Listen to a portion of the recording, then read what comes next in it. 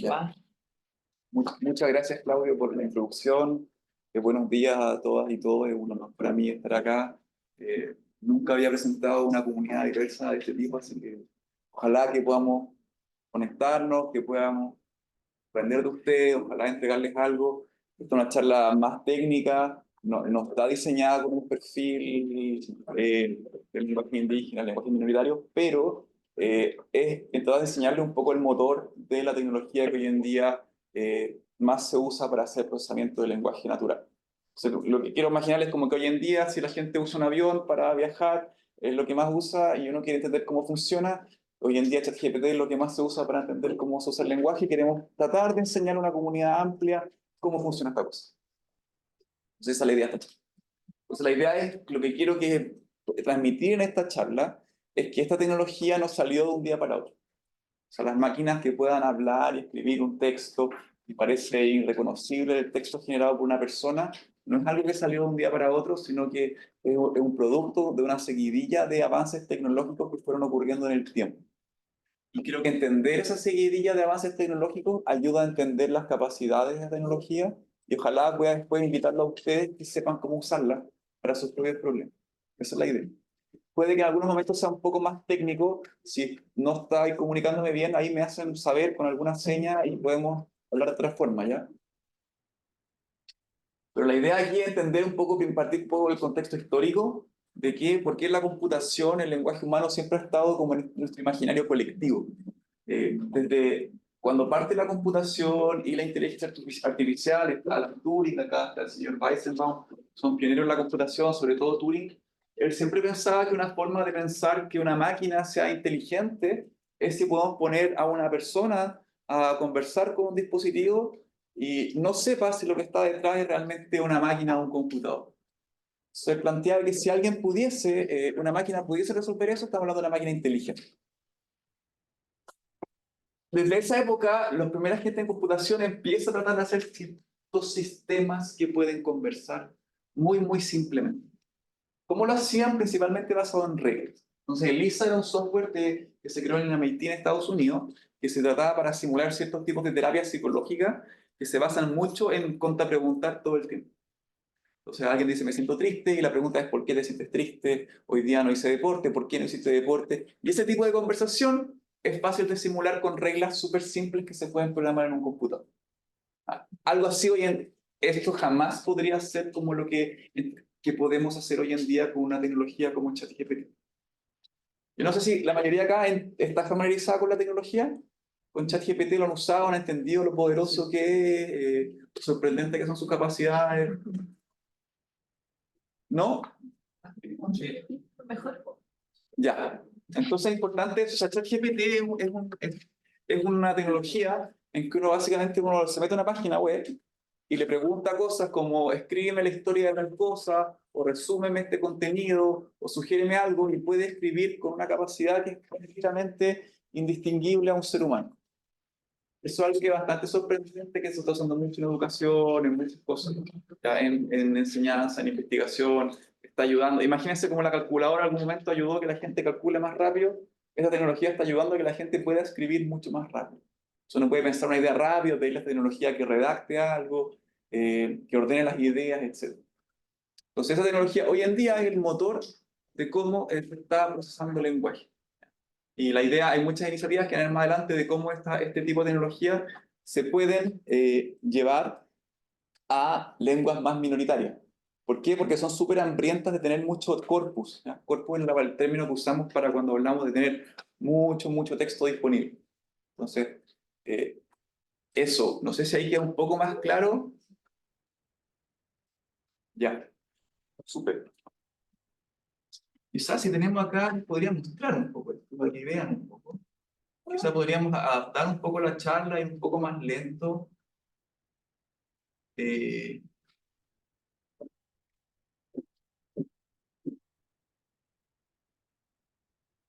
Mostrarles un poco. Están viendo la pantalla acá. Ah, no. Ah, sí, sí. Esto no lo tenía pensado, pero si hay gente que no lo conoce, me parece razonable que lo miremos un poco.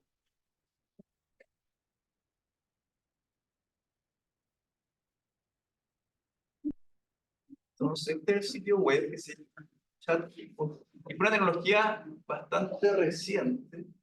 ¿Cómo es esto?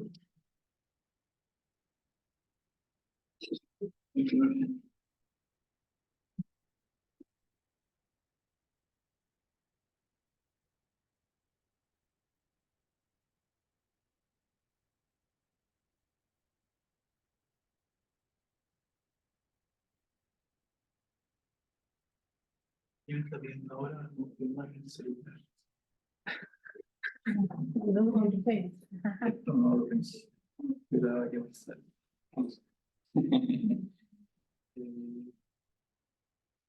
Bueno,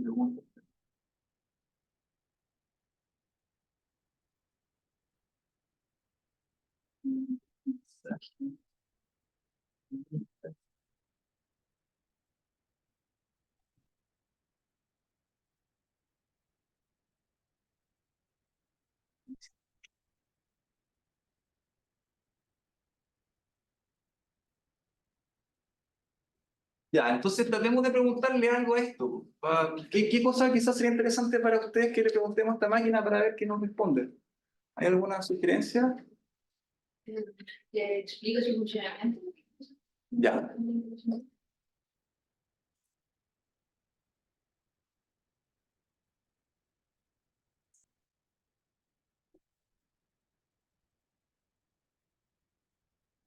Entonces te dice, soy un modelo de lenguaje desarrollado por OpenAI, llamado tanto así, hay puntos claves de la información, etcétera, etcétera.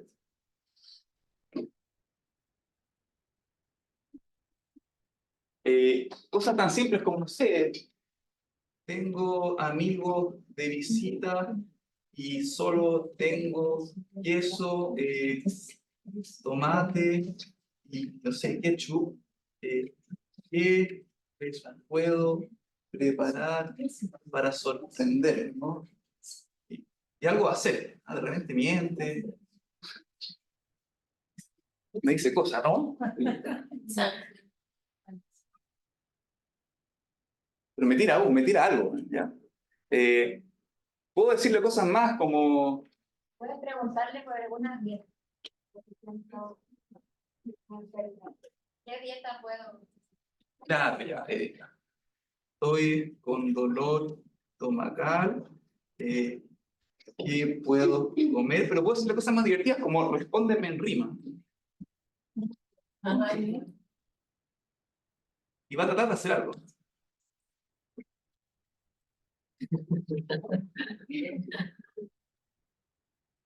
Ya, ahora, bueno, si respóndeme. Pregúntale cómo puede ayudar a la difusión de la lengua indígena. Ya.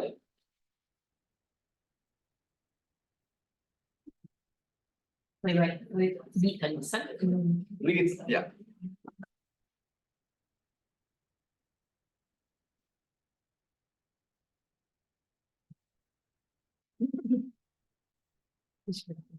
Aprender.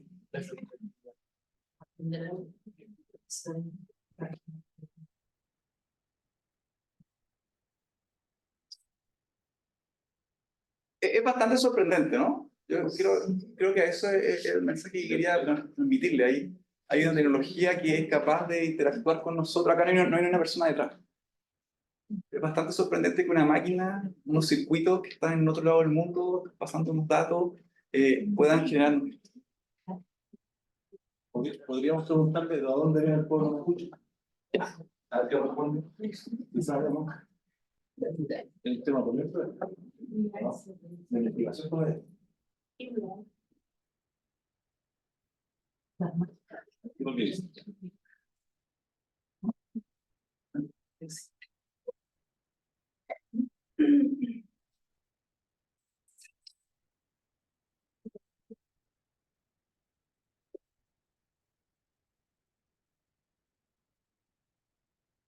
Se dan cuenta que se pega un carril a veces. Cuando no quiere responder por una cosa, se va por la rama. Es como un buen político, ¿no? ¿Te puedo hacer una pregunta? ¿Cómo en español? Por ejemplo, uno se va a preguntar. Ya. Ahora respóndeme, yo no sé, en Se dice Mapuzungun, ¿cómo se escribe Mapuzungun? Ahí está.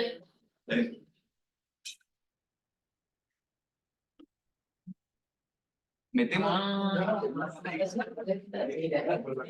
Era un carrilero, ¿no? Si uno lo hacía eso hace un año, probablemente se intentaba hacer algo. Hay que trabajar en eso.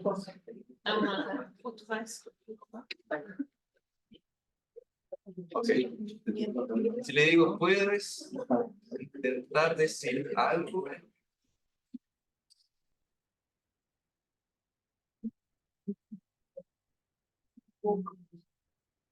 Ahí, ahí tiene un intento. No, trató de decir algo, probablemente. Pero sí puedes saludar, cosas así, ¿verdad? Puedes saludar, eso sí hace. Ya. Cosas básicas, muy básicas sí puede. Está mal definido de todas formas, tu mamá. Sí, no es que no cuenta. Ajá, se equivocó, me imagino. Eso es lo que tenía ganas de explicarles por qué estas cosas se equivocan y todo eso. Ya. Hay una noción ahora de que esto es una herramienta que tiene capacidades que sorprenden, con errores también, pero que sorprenden. Quizá espacio ahora para que retomemos un poco la charla que les quería comentar.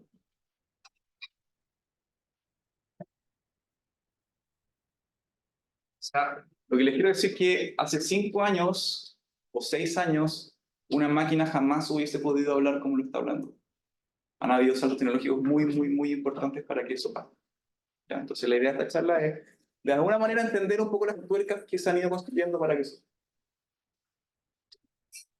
Entonces, ¿qué hay que saber para entender estas tuercas? Bueno, que el diálogo siempre está en la computación, que hubieron personas que empezaron a pensar una idea de modelar el lenguaje de una forma estadística y predictiva. Aquí eso es algo súper importante en cómo estas cosas funcionan. ¿Qué significa modelar el lenguaje de una forma estadística? Que yo, en vez de crear unas reglas construidas a mano de cómo funciona la gramática, la sintaxis de un lenguaje, y trato de ahí empezar a generar cosas, yo hago un enfoque 100% estadístico. O sea que yo miro mucho texto, que vamos a llamarlo corpus de aquí en adelante, y trato de aproximar lo que está, sin necesariamente que lo que yo construyo, este artefacto, intente entender o tener una representación específica sobre lo que es el lenguaje basado en teorías lingüísticas, sino que una aproximación meramente estadística.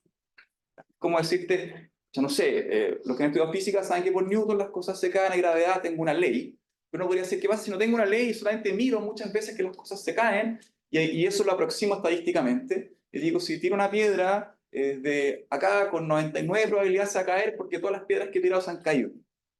¿Se dan cuenta ahí? No estoy creando ni una representación lógica, ni con reglas, ni leyes universales, sino que meramente estoy aproximando. Estas tecnologías hacen eso. Es meramente aproximación del lenguaje en base a acuerdos. Alguien como Chomsky, que es un lingüista muy importante, fue muy crítico de intentar modelar el lenguaje de manera tal. Según Chomsky, era imposible por las capacidades, generalmente porque él veía el lenguaje que tiene capacidades recursivas, como yo soy el hijo del padre del hijo del padre, ¿verdad? Y yo puedo construir ese tipo de oraciones. Él decía que esas propiedades de la gramática, un modelo estadístico nunca iba a poder capturar. Entonces era muy crítico que esto se pudiese hacer, y de hecho uno puede leer su libro Syntactic Structures, que es uno de sus libros más importantes, donde él critica que cualquier intento como lo que estaba proponiendo Shannon de modelar el lenguaje estadísticamente estaba condenado al fracaso. Claramente uno puede ver hoy día que está equivocado, ¿no? O sea, hoy en día uno puede ver que los lenguajes, que las máquinas sí son, estadísticamente, o aproximando el texto, sí es posible capturar propiedades del lenguaje. O sea, uno ve lo que le mostraron con ChatGPT, que no habían errores ortográficos, no habían errores gramaticales, no estaba poniendo el verbo en una parte donde no corresponde, etc. Entonces, claramente pasaron cosas para que estos modelos estadísticos pudiesen capturar las propiedades que nos importan del lenguaje. Pero me interesa que les quede, por lo menos de aquí hasta ahora, que estas tecnologías que le acabamos de presentar son aproximaciones estadísticas del lenguaje. O sea, son cosas que ven mucho texto y tratan de predecir cuál sería la palabra más probable siguiente. Pero no tienen una representación como de que, como les hablaba la analogía con la física, de que las piedras se caen porque hay una fuerza de gravedad. No tienen ese tipo de leyes del lenguaje codificado. ¿Sí? ¿Alguna pregunta? Yo prefiero que vayamos más lento, veamos menos de la charla y conversemos más. Así que si quieren interrumpirme, preguntarme, cuestionarme, por favor, háganlo. Ok. Entonces, la tecnología que está detrás de cosas como ChatGPT se llaman modelos de lenguaje, que son modelos estadísticos del lenguaje. Entonces, quiero mostrarles un poco ahora, con un poquito de matemática, cómo son esos primeros modelos de lenguaje. ¿Qué lógica tienen? Conceptualmente necesitamos una noción matemática que se llama la probabilidad. ¿Alguna vez han escuchado eso de una probabilidad? Probabilidad es que yo le doy un número entre 0 y 1 a un evento. ¿Ya? Y generalmente si eso es 1 es que siempre va a pasar, si es 0 es que nunca va a pasar. ¿Ya? Entonces si yo te digo voy a tener una moneda, y la moneda digo que está bien calibrada, te puedo decir que la probabilidad que salga una cara es un medio, la probabilidad que salga sello es un medio. Siempre son puntajes entre 0 y 1. A grandes rasgos, estos modelos de lenguaje lo que tratan de hacer es asignarle probabilidades, o sea, un puntaje entre 0 y 1, a cualquier oración que yo puedo construir con mi lenguaje. A cualquiera. El perro ladra, me gusta el fútbol, gato verde duerme fuerte. ¿Qué espera uno? Espera que el modelo tenga capaz de asignarle probabilidades mayores a las oraciones que son más fluidas que otras. Y fluidez tiene que ver con que las oraciones sean, ojalá, sintácticamente correctas. O sea, que el verbo vaya donde tiene que ir, el artículo vaya donde tiene que ir, la preposición vaya donde tenga que ir, y haga sentido.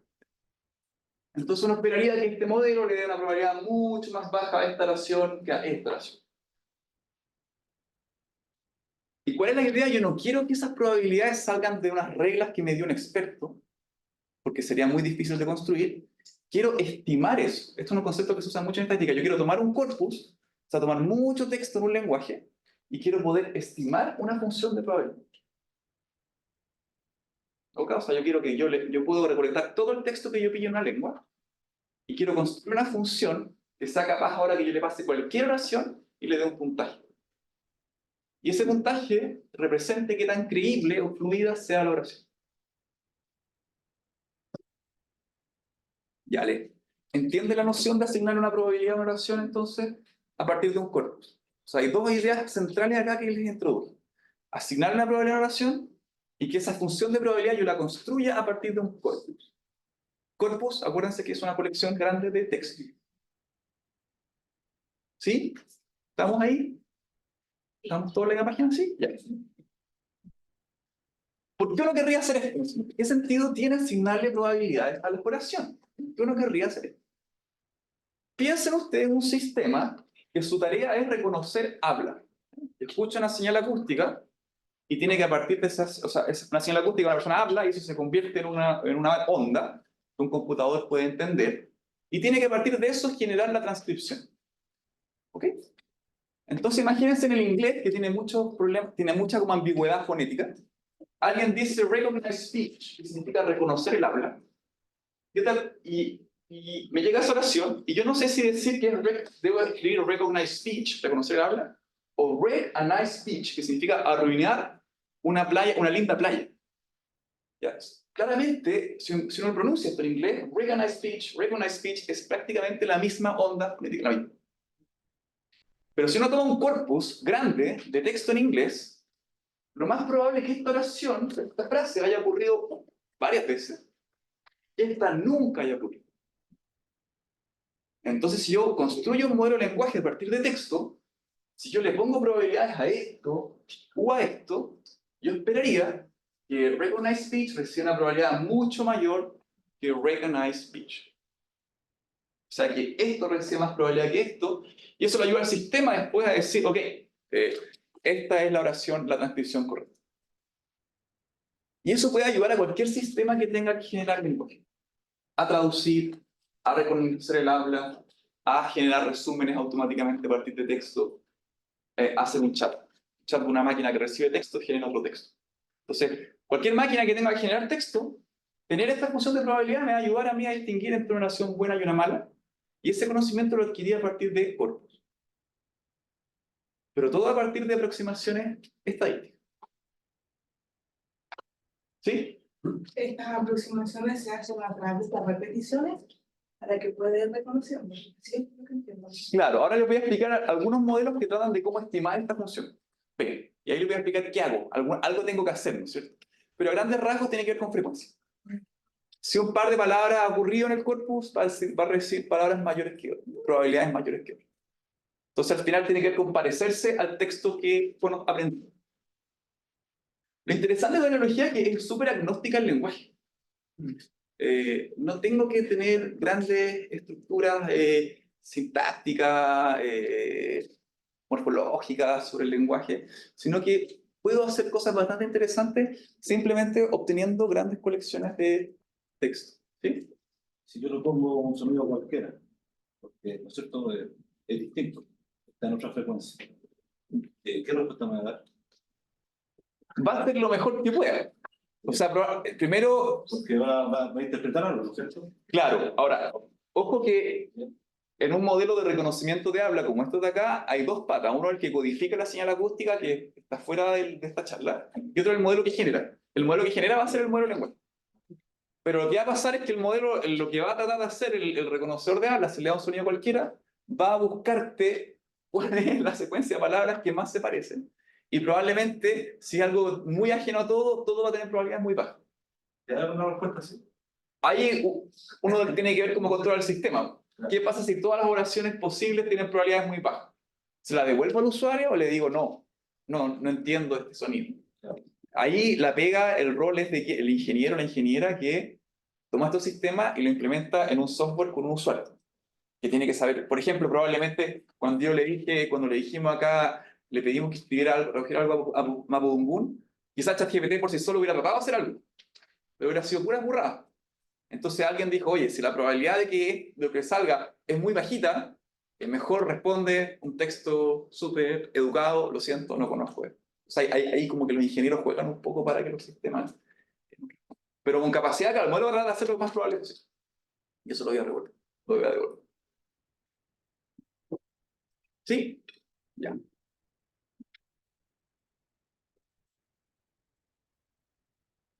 Ya, ¿cuál es la gran noción? Ahora, ¿cómo yo matemáticas, acá en una pequeña clase de probabilidades cortita, pero para que entiendan un poco la idea, una oración la entiendo como una secuencia de palabras, pero tengo que tener una noción de vocabulario, como un conjunto de todas las palabras posibles. Y lo que yo quiero hacer es una función que yo a cualquier oración posible le asigno una probabilidad, son puntaje entre 0 y 1. El truco que se hace aquí se llama una cosa que se llama factorización, que yo básicamente esta secuencia de palabras la represento como un producto con la probabilidad de la primera palabra por la probabilidad de una palabra dada a la anterior y así. Y acá aparece un concepto que se llama probabilidad condicional. ¿Qué es la idea de probabilidad condicional? Si yo te digo, tiene un dado, y te digo cuál es la probabilidad que salga un 3, todos van a decir un sexto, ¿no? Casos favorables partido en casos totales. ¿No es cierto? Hay 6 posibles salidas, 1, 2, 3, 4, 5, 6. La probabilidad que salga un 3 es un sexto. ¿Qué pasa si yo tiro un dado? Miro la respuesta y digo, esto es impar. Yo le pregunto a ustedes, ¿cuál es la probabilidad que esto sea un 3? Cambia un poco, ¿no? El escenario, porque tú tienes más información. Ustedes ya saben que los casos favorables posibles son 1, 3 y 5. Entonces la probabilidad bajó a un tercio, o sea, subió a un tercio. Ya uno puede hacer lo mismo con esto, uno puede decir en verdad, yo quiero la probabilidad de la primera palabra por la probabilidad de la segunda palabra dado la primera. Entonces digo, la probabilidad de York dado nueva va a ser la cantidad de veces que ocurre en Nueva York. Y ese tipo de trucos nos ayuda mucho a hacer este tratado. ¿Cuál es la idea acá entonces? Es que uno facilita esto y luego le quita la memoria y dice este modelo solo va a tener memoria 1, 2, 3 palabras hacia atrás. Y con eso uno puede tratarle un problema simple. O sea, al final uno dice, tiene que contar todos los pares de palabras, que son ambigramas. Un n-grama en el procesamiento del lenguaje natural es una secuencia de n palabras. O sea, un bigrama es una secuencia de 2 palabras, un trigrama de 3 palabras. Y uno puede contar, por ejemplo, todos los bigramas. Y después, si quiero decir cuál es la probabilidad, por ejemplo, de... no sé, acá tengo York dado nueva. Y digo, cuento cuántas veces ocurre en Nueva York y lo divido por la cantidad que ocurre en nueva. Y esas son cosas que yo puedo contar. Yo puedo tomar un corpus, contar las frecuencias de las cosas, y una vez que conté todas esas cosas, guardo esos conteos en una tabla, y yo ahora puedo a cualquier oración asignarle probabilidades usando esta regla. Esos son los primeros modelos de lenguaje, que se llaman modelos de lenguaje de n-gramos. ¿Ya? ¿Qué es lo interesante? Que una vez que tengo esto, puedo hacer más cosas que simplemente... Hasta ahora yo les dije que el modelo de lenguaje me ayuda a mí a distinguir entre distintos candidatos con estas probabilidades. Pero yo puedo hacer más cosas que eso. Puedo generar. Y eso es algo súper importante. Cualquier modelo probabilístico tiene una capacidad generativa. Y puede generarme eventos. En este caso, los eventos son palabras. Entonces, ¿yo qué puedo hacer? Si yo tengo estas probabilidades, puedo imaginarme que esas probabilidades son como bolitas en una bolsa, y las que son más probables son más grandes. Yo podría empezar a sacar bolitas de una bolsa, que son palabras, y podría empezar a generar oración, que es un poco lo que hace ChatGPT. Y más que eso, yo podría partir con un pedazo de texto, que sería el contexto, que son palabras anteriores, y a partir de eso ir a buscar siempre la palabra más probable siguiente. Y después que tengo esa palabra siguiente, genero la siguiente, y la siguiente, y la siguiente, hasta que generé una oración. Eso a grandes rasgos es lo que hacen estas tecnologías. Estiman una función de probabilidad, y con esa función de probabilidad pueden generar palabras. Y pueden partir desde cero, o pueden partir de una pregunta, que vamos a llamar contexto. Y eso permite que estas cosas respondan, etc. La tecnología sí o sí que tienen los modelos como ChatGPT hoy en día no se basan en contar estos conteos, sino que hacen cosas un poco más complejas. Que quiero tratar de introducir ahora. ¿Okay? Por lo menos que tengan una idea. ¿Por qué se necesitan tecnologías más complejas que contar palabras? Porque contar palabras tiene limitaciones súper grandes. ¿Ya? El gran problema es que son incapaces, es muy caro que puedan capturar contextos muy largos. Si le hago una pregunta de 30 palabras, generalmente solamente estas cosas tienen memoria 2 palabras hacia atrás. Entonces cualquier contexto que yo le hago que es complejo, que quiere razonar entre la primera palabra y la última, no van a ser capaces de hacer. ¿Ya? Yo le doy el ejemplo ahí, les decía, no sé, yo digo, yo soy Felipe, yo nací en Chile, pero me fui a vivir a Nueva Zelanda muchos años, y yo podría decir, a pesar de que hablo inglés, mi idioma materna sigue siendo él, yo le pido a la máquina que prediga la palabra siguiente. Y si dan cuenta, para que diga castellano o español, tiene que buscar muchas palabras hacia atrás, que es que yo nací en Chile. Y eso requiere contextos muy largos, y eso es muy difícil de modelar con estas cosas de conteos de palabras. Porque hay demasiadas combinaciones, entonces los conteos serían todos a cero, y el modelo no sería capaz de asignar ninguna probabilidad. Y otro problema, ese es un problema que tiene, le cuestan mucho los contextos largos, y tampoco puede aprovechar o apalancar contextos largos. Yo le podría decir, después de comer cereales, predíceme lo siguiente. Luego de desayunar avena, predíceme lo siguiente. Conceptualmente, estas dos frases o oraciones son bastante similares en lo que representan, pero no comparten palabras. Hay mucha sinonimia acá. Entonces, ¿cuál es la consecuencia de eso? Que el modelo no puede aprovechar. Entonces, si hay mucho texto que dices comer cereales y poco con desayunar avena, no puedo aprovechar, no puedo que este contexto se aproveche de los contextos de acá. ¿Ya? Y eso es una limitación súper grande. Que los modelos modernos que usan una tecnología que se llama redes neuronales, que es lo que tiene ChatGPT, sí son capaces de aprovechar. Ya, entonces, ¿en qué estamos? Tenemos toda la página. Estamos en entender cómo funciona una tecnología como ChatGPT. Le expliqué la idea de una noción de generar texto de manera estadística, o sea que yo predigo nomás. Y le dije que el modelo más simple son estos modelos que cuentan palabras que se llaman n-gramos. Esos modelos básicamente es contar frecuencias de palabras y de pares de palabras. Y la gran limitación que tiene esa tecnología, no se puede con los contextos largos, no puede apalancar contextos similares. Contextos son las palabras que vienen antes. Con estas dos limitaciones, soy incapaz de hacer algo como ChatGPT. Entonces, quiero que vean que con este tipo de tecnología que había en esta época, era imposible construir algo como lo que tenemos hoy en día. Necesitamos usar otra tecnología.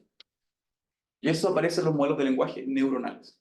Entonces, vamos a tener que hablar un poquito sobre una tecnología que se llama redes neuronales, que es una tecnología de computación que es muy poderosa, que permite tener sistemas como los que tenemos hoy en día. Claudia, ¿me contáis cómo estamos con el tiempo? ¿Ya? ¿Sí? Ya. ¿Cuál es la idea de una red neuronal? Es un modelo matemático computacional bien complejo, pero quiero entenderle un poco, explicarle un poco la idea de esto. La idea acá son modelos que tienen una entrada, que le vamos a llamar input.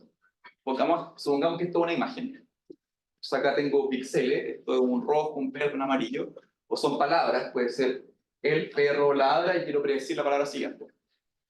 Y acá tengo la salida esperada. Supongamos que esto es una imagen y yo quiero predecir si la imagen tiene un perro, un gato u otra cosa. ¿Ya? Entonces yo puedo codificar perro como estas cosas que realmente uno las pone como números. Entonces la imagen la lleva a números, con ciertos números que le ponen a los colores. Y las salidas también les puede poner números. Por ejemplo, si cada categoría una puede ser la 001, eso es un gato, la 100 es un perro, y la 010 es otra cosa. Entonces lo que uno quisiera tener es una máquina que uno le pase una entrada y sea capaz de predecirte la salida.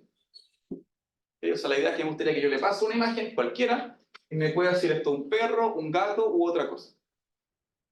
Entonces las redes neuronales son funciones matemáticas complejas que tienen muchas configuraciones acá. Estas flechitas son números que van diciendo cómo yo paso del input al output, cómo paso de la entrada, que es una imagen, a la salida. Eso se hace con muchas combinaciones entre estos dos números. Hay ciertos números que se combinan nuevamente, se suman, se multiplican, hasta que son capaces de hacer una salida. Entonces, ¿qué es la gracia de estas cosas? Es que al principio, los números que hay acá que me ayudan a hacer la predicción, cuando la máquina nace, no sabe hacer nada. Entonces, estos números son puras cosas al azar. Tirar dados y pues se ponen los números al azar. Y lo que yo espero es que si yo le alimento esto con datos, donde tengo la entrada y la respuesta deseada, estos pesos empiezan a organizarse o configurarse o optimizarse, como llamamos nosotros, como en la jerga tecnológica, hasta que son capaces de hacer predicciones. Eso es exactamente lo que... Imagínense ahora que yo les dije que el modelo de lenguaje se puede resumir a predecir palabras en función de palabras anteriores. Yo podría tomar mucho texto y recorrerlo con un computador, pasarle una, qué sé yo, 4 palabras, predice la siguiente. 4 palabras, predice la siguiente. Y empezar a configurar esto hasta que sea capaz de hacer buenas predicciones. Si yo hago eso, tengo un modelo de lenguaje que usa una tecnología de red neuronal. ¿Por qué se llama red neuronal? Porque tiene alguna inspiración de cómo funcionan las neuronas en nuestro cerebro. Hay inspiración en cómo es la activación, cómo funciona la sinapsis, cómo los axones envían las señales, etc. Todo eso está relacionado. Hay cierta inspiración. Ya, es importante que por lo menos puedan imaginarse esta tecnología. ¿Qué es lo más importante que es? Son cosas que predicen de una entrada a una salida, que tienen una configuración, que son muchos numeritos que combinan las cosas, y esa configuración se tiene que aprender. ¿Cómo se aprende? Con datos. En nuestro escenario, ¿qué son los datos? El corpus. ¿Y por qué es importante esto? Porque voy a mostrarles que con esta tecnología vamos a poder atacar estos dos problemas que les dije de hacer un modelo de lenguaje que solamente cuenta palabras. Voy a mostrarles que con una red neuronal y con tipos de redes neuronales cada vez más sofisticadas que han ido saliendo, uno puede resolver estos problemas y tener cosas como ChatGPT. ¿Ok? ¿Estamos? ¿Estamos en la misma página? ¿No perdimos a nadie? Ya. Ya. Pasaron muchas cosas en el mundo tecnológico para que esto pase, ¿ya? Las redes neuronales se inventaron hace muchos años, hubo tiempo en que funcionaban bien, tiempo en que funcionaban mal, tiempo en que todo el mundo quería aprenderlas, tiempo en que todo el mundo quería no aprenderlas porque no funcionaban, pero hubo gente que se ganó premios, que siempre quiso que estas cosas funcionaran, e invirtió mucho tiempo en irlas mejorando, mejorando y mejorando. Cosas que pasaron para que esto pase es que salieron datos grandes. Antiguamente no teníamos grandes corpus, por ejemplo. Pero gracias a la web, a internet, a Wikipedia, al OCR del libro, se pudieron crear grandes corpus. Y eso el lenguaje permitió tener grandes colecciones de texto para que estas cosas puedan escalar. Apareció fierro, hardware, muy bueno para poder construir estas cosas. La idea, estos hardware se llaman GPU, que es la tarjeta gráfica del procesador del computador, orientado a hacer todo lo que es la parte gráfica. Nosotros veamos movimiento, imágenes. Bueno, estas cosas son súper buenas para hacer cálculos en paralelo. Eso es súper importante con un computador. O sea, por ejemplo, imaginemos que tengo gente cocinando y quiero cocinar algo que alguien tiene no sé, pelar las papas y rallar la zanahoria. Si una persona cocinando, esa persona tiene que primero pelar las papas, después rallar la zanahoria, ¿no es cierto? Y hace mucho más lento todo. Si tengo dos personas cocinando, puedo poner a uno a rallar las papas, a pelar las papas, otro a pelar la zanahoria, y puedo hacer que todo sea mucho más rápido. Este tipo de fierro es muy bueno para hacer eso. Y si uno aprovecha esto, puede construir estas cosas con grandes datos o texto que sea realmente alcanzable en un tiempo real. O sea, puedo pasarle todo el texto del mundo, que eso es lo que construyen estas cosas, poner muchos de estos fierros al mismo tiempo y en paralelo, quizá en un mes, gastando mucha energía, esa es la energía que requiere Chile en un día, mucha energía, son capaces de construir estos grandes modelos. Entonces pasaron cosas, datos, avances tecnológicos acá, avances también en fierro, en hardware, que permitieron que estas cosas fueran avanzando. Y ahí se inventa el año 2000 el primer modelo de lenguaje neuronal, que es básicamente tomar esto, pero a ver si acá le tengo las palabras anteriores, acá está la palabra siguiente, que es sobre harto texto. Entonces el modelo de lenguaje natural es un modelo de lenguaje que uno le pasa palabras y puede predecir, aprendiendo a predecir la palabra siguiente. O sea, al principio no sabe nada, uno le pasa ventanas de 5 o 6 palabras, trata de predecir la siguiente, cuando se equivoca le llega una señal para que cambie su configuración, y cuando se empieza a equivocar poco la configuración es estable.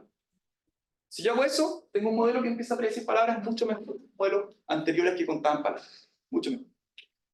Lo más interesante que aparece acá es un concepto que se llama embedding, súper, súper importante.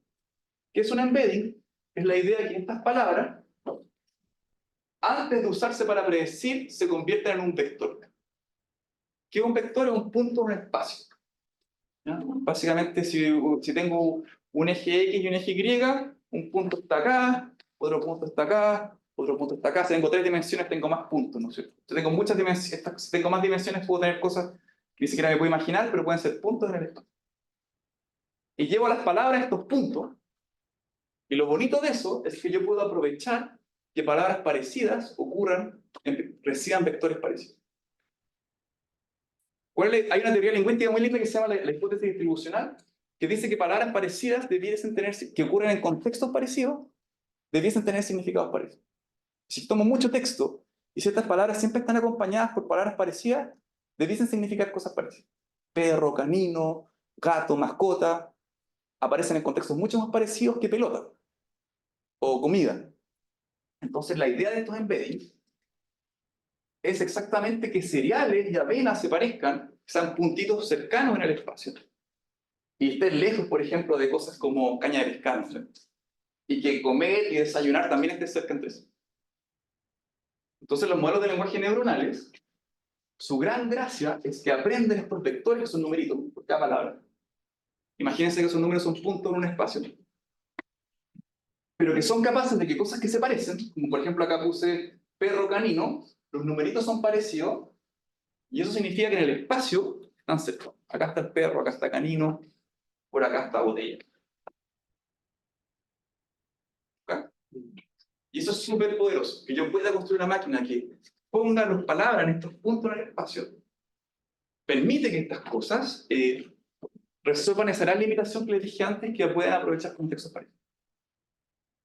Ya entonces la tecnología se empieza cada vez a ir mejorando, aparece una librería de software en el año 2013, pasaron hartos años, esto salió al principio y nadie lo pescó mucho. En 2013 esto agarra fuerza, es una librería que se llama Word2Vec, que la gente se empieza a olvidar un poco de las probabilidades y se empieza a entender qué interesante es yo poner texto y aprender estos puntos por cada palabra y ver cuánto se parecen las palabras según el texto. Entonces la gente empezó a tomar grandes colecciones de texto y empezó a ver, oye, si yo agarro el vector de hombre, y uno puede jugar matemáticamente con estas cosas, puede sumar, los puede restar, los puede multiplicar. Entonces uno decía, agarro el vector de hombre, le resto el vector mujer, le sumo el vector de reina y se parece a rey. Entonces puedo hacer ciertas analogías, puedo encontrar relaciones de tiempos verbales, relaciones de capital-país, puedo entender los sesgos que tiene un corpus. Eso es súper interesante, uno puede tomar un corpus de alguna corriente política y puede ver qué se parece, no sé, plata o poder para este corpus, y se parece más a tal cosa. Toma un corpus de otro estilo y a otra. nosotros hemos trabajado mucho en sesgos, por ejemplo, de género, étnicos, raciales, y ver que si alguna palabra se parece más a un concepto negativo que otra, representando a un grupo étnico. Y eso puede implicar, oye, acá hay un sesgo en este texto. ¿Sí? Oye, igual te felicito como lo estás explicando, porque ahora que justo vamos a una escuela de verano indígena, trabajar con niños, encuentro tan bueno esto de la mezcla entre el lenguaje y las matemáticas. Eso por un lado. Y por otro lado, estaba pensando en el mapungún, sin ser lingüista. Claro, como el mapungún es aglomerante, tiene estas partículas, amulepe, que viene Ajá. de amul, de vamos, del verbo ir, tiene una raíz igual, oye, aquí me corrigen por los lingüistas, y después las partículas que pueden negar en la misma palabra. Sí. Sería interesante ver ahí cómo quedan los vectores en realidad, cómo hace ese mapeo en realidad y la cercanía. Vamos a ver. Eso, no sé si ahí la Frexia me sigue, porque si es como la cercanía. Usando la palabra quintumetini. Ajá. O sea, esa palabra quintumetini tiene verbo, ¿cierto? Quintu, me, sufijo de movimiento hacia allá. Quintume, fi, que se refiere a la tercera persona, número. Quintume, fini. Y el me, que sería la orden, ¿no? El modo imperativo. Entonces, con todo eso, yo puedo decir, ya, anda a buscarlo, ¿cierto? Anda tú a buscarlo, a él, y tú me fines. Pero también esos mismos sufijos yo los puedo usar en otra palabra, por ejemplo, con otro verbo. Como otro verbo, ¿cómo podría ser? ¿Ah? Dumuti. Dumuti. Háblale tú a él. Dumuti.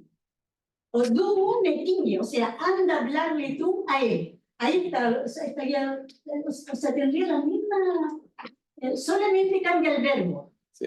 Si yo digo dumu me tiñe, estoy cambiando solamente el verbo dumu, que es hablar, pero uso las mismas partículas del me, anda hacia allá, hablarle tú a él.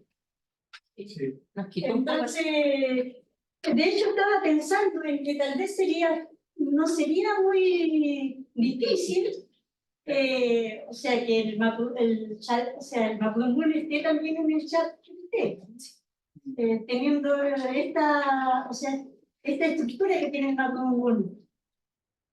No sé qué dirán el resto de mis colegas. Eso, bueno, mi intervención es que yo lo veo interesante en la codificación, que sería interesante ver ese mapeo, que es con partículas en realidad. Sí. Eso es para decirle algo, claramente los lenguajes que tienen estas propiedades que se llama como riqueza morfológica, ¿no es cierto? O composición. Claramente uno no trabaja con palabras directamente, porque como uno separa el texto en palabras, en vez uno usa sus palabras, o secuencias de letras. Y ahí trata de hacer que estos modelos puedan capturar, se porten un poco mejor con ese tipo de lenguaje. Y hay una cuestión súper interesante ahí que incluso podría ayudar más, es que por una parte los morfemas tienen un orden estricto. La forma en que se relacionan los morfemas con la raíz y los morfemas entre sí sigue un orden predecible de acuerdo a su significado. Y lo otro, además, es que al ser polisintética y aglutinante, también la asociación entre significado y significante es súper estable, o sea, es muy regular. La diferencia, no sé, del español o el inglés, que tienen un montón de verbos irregulares, por ejemplo, la asociación entre un sufijo tiene generalmente un significado y ese significado es expresado solo por ese sufijo. Entonces, al resolver el tema de la irregularidad también, eso también lo vuelve bastante más como, digamos, medible, no sé cómo decirlo, en un formato así como este. Pero hay que tener corpus. Creo que la piedra entrada esto hay que trabajar en corpus. ¿Qué pasaría con la pronunciación? Esa otro tema.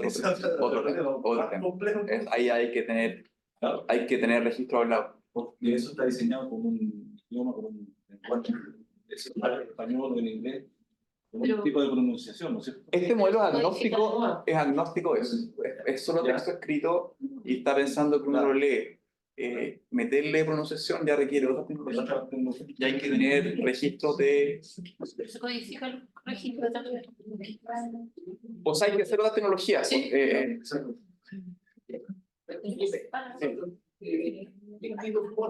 Vamos a tratar, digamos, Felipe, de hecho, la siguiente charla después del break va a ser sobre Mapudungun.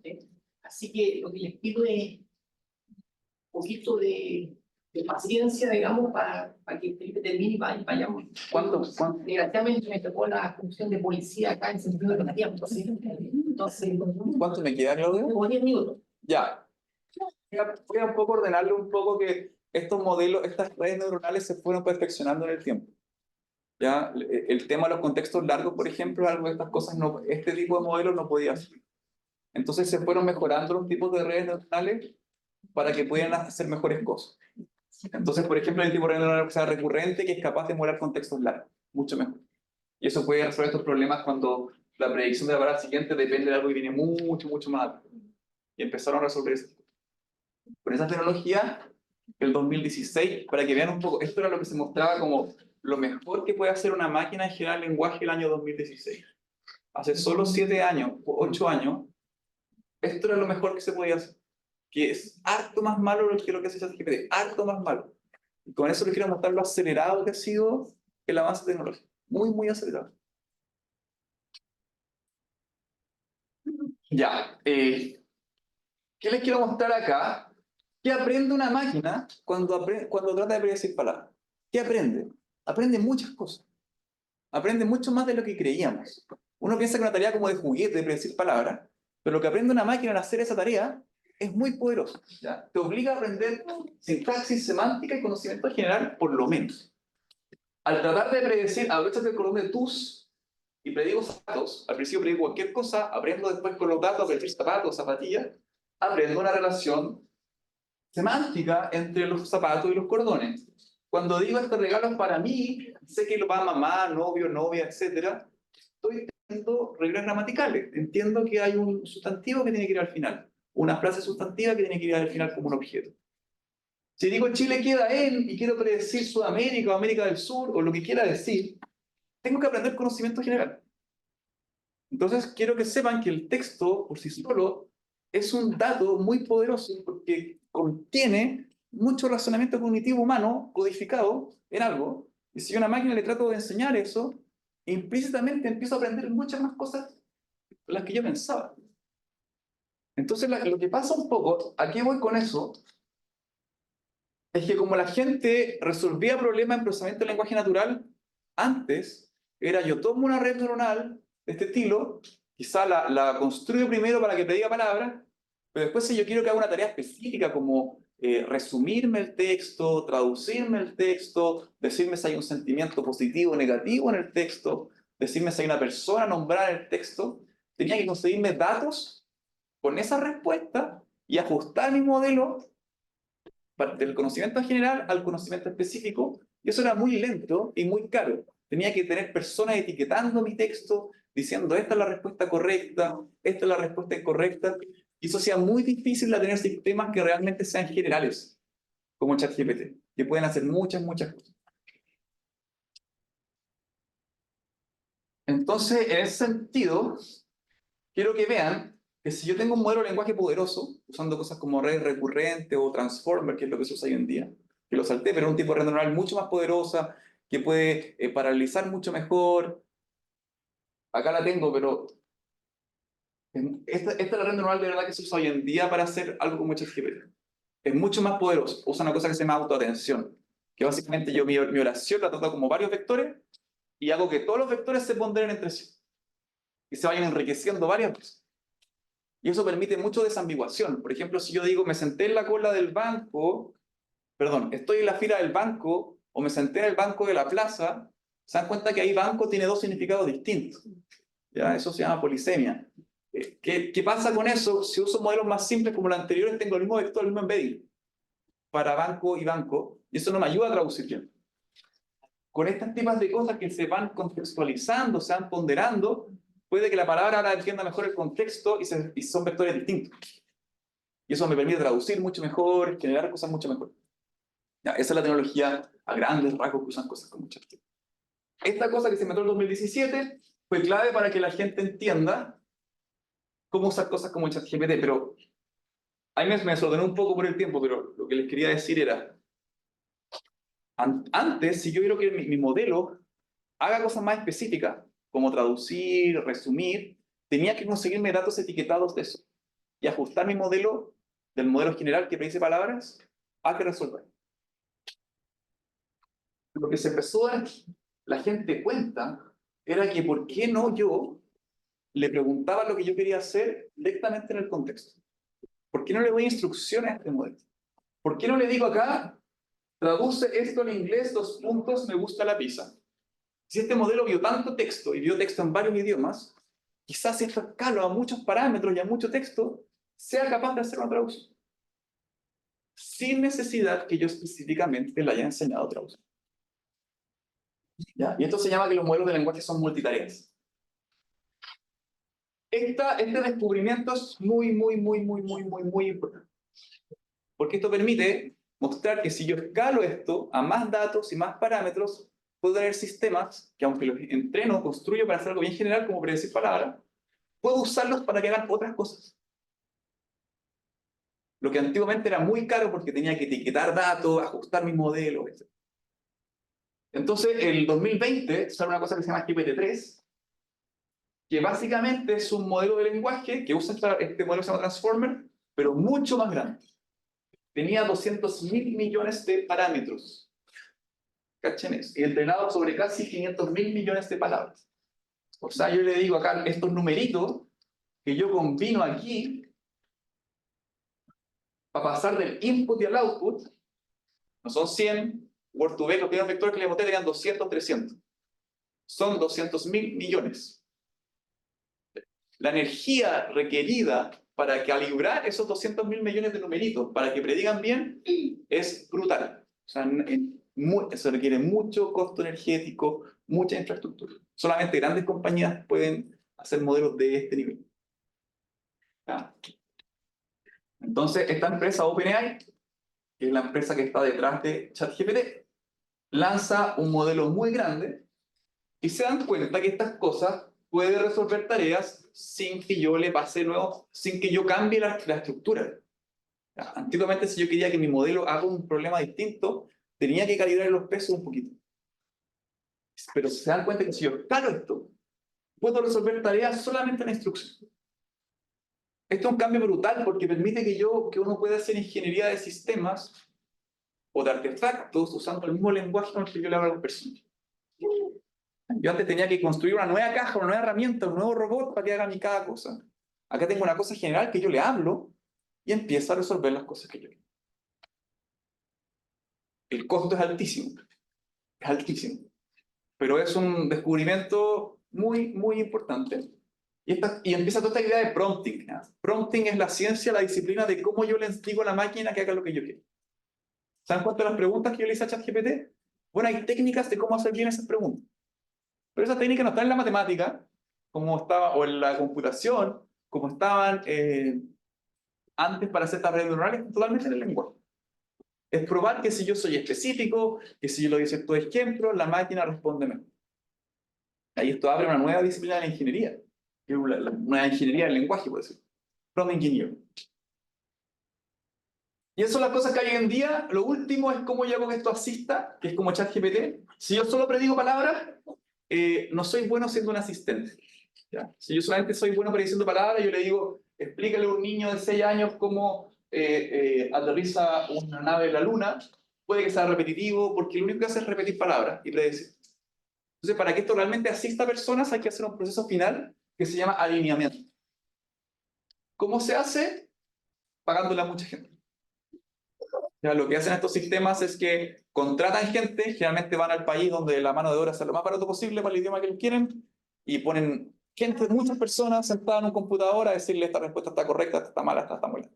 Esta es políticamente incorrecta, esta es tóxica, esta es ofensiva, y evitemos todo este tipo de cosas.